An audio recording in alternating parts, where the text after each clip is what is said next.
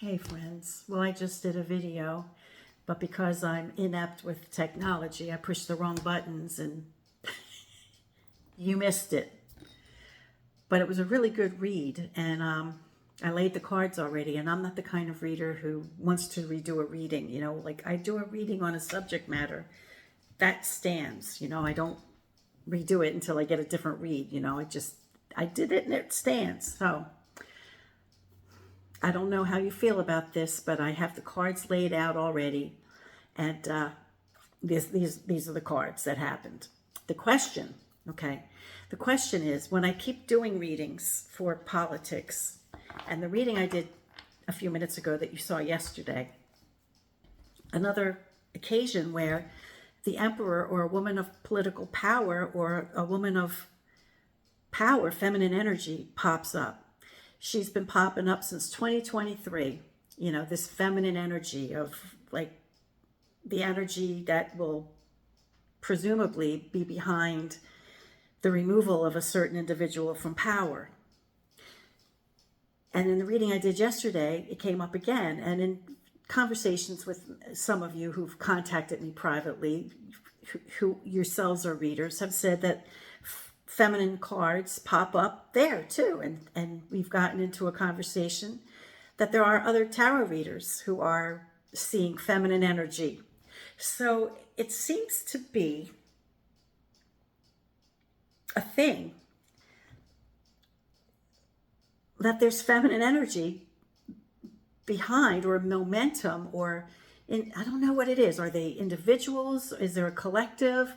I mean, it could be said that, women are the majority of the population on planet Earth. And if we were to bond together and band together in our own best interests, we could do some damage, and it wouldn't have to be, physical damage. It could just be, we have buying power, we have collective power,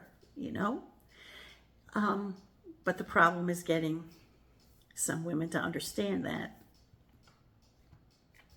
So anyway, the question I put to the cards is, because I've never asked before, who is this feminine energy that keeps coming up in my own political reads when I do political readings? Who is this feminine energy that seems to be instrumental in bringing down the regime? Okay, so here are the cards. These are the cards I pulled, and I did use the Metanoia Marseille Boucher design, and for a couple of the Queen cards, I had to use the Classic Tarot by Lo Scarabeo because the cards were already in play. The first card laid was the Devil card. So it's very interesting first card to lay down when you're asking about who is this feminine force, or what is this feminine energy, or what is this feminine thing, who are they? Well, they're devilish, or they have an agenda, which I think I understood, after I saw all the cards together. But my first thought is, when I first saw the Devil card being the opening card, it was like, do they have a devilish thing about their nature? The next card is the King of Batons. Could be who. Could be him. I mean, he's next to the devil, so it would suggest not a finer quality of his disposition, which would explain him. He's an impetuous buffoon, okay? And the next card is Judgment. So we get a sense of, an announcement. So it seems as though when I laid these first three cards, before I knew what the Quint card was for that row, my first impression when laying these three cards was, well, they're focused on his depravity, and they're collecting information to release it. And it's just icing on the cake that the Quint card for that row was the Death card, suggesting that their agenda is to bring an end to his awful stuff by showcasing it and making it indisputable. I mean, if a thousand victims of the thing that he was part of If 1,000 underage women isn't enough to do the trick, and the fact that he is a convicted abuser, he's convicted. It's not just hearsay. He was convicted in a court of law as being a SA. If that's not enough, and the 34 felonies, weren't enough, what is it going to take to get him out? But this collective of women, I think it's a collective of women, I do. Now look, front and center of the core 9, we have the Fortitude card. They have a lot of power. Why? Maybe they have money backing them up. And it may not all be feminine money. There could be money coming from, it could be money coming from another source.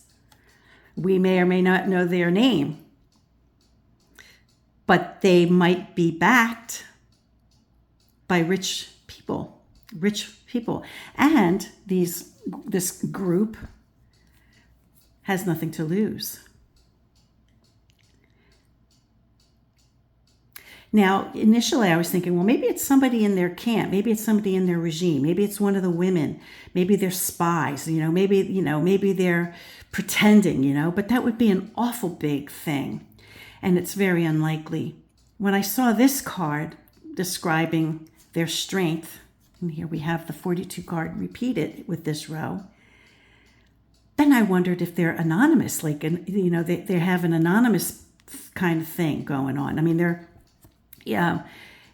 it's a group of women that maybe has no name.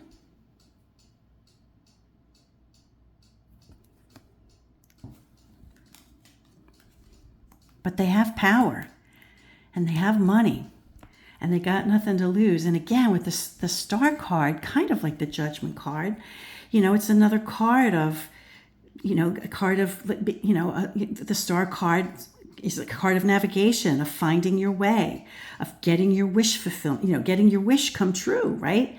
And it's also a card of eternity.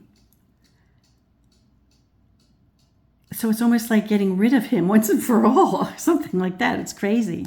Now, another thing I thought was very interesting is aside from the card that probably represents him and probably represents a backer who is anonymously supporting this, I think it's a group of women. That's what it looks like to me. I don't think there's one woman, right? I don't see one woman here, but I see a few women, right?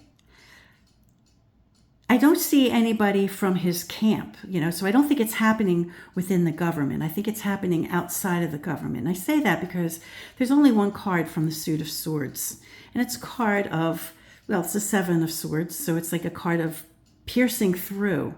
But I don't see government here, and I don't see law here. I see something outside of the law. And I see something outside of the law that is able to pierce through. And then, of course, here I see more feminine energy. The 3 corresponding nicely with the Empress, who isn't here, but in essence, she is. She falls under the feminine form of the Fortitude card. And under the Fool card of having nothing to lose, the collective and 5 is a risky number, and it falls under the Fool, right? So they have nothing to lose. And it begins and ends. This is so cool. It begins and ends with the Devil card. So I think their agenda is to disgrace him so completely and to bring it to light to even the most obtuse that it has to bring the end. I think their agenda is to bring the end of to bring to light his depravity to such an extent that even the worst of them or the dumbest of them or even the most wicked of them can't pretend that they really like him anymore or want to support him.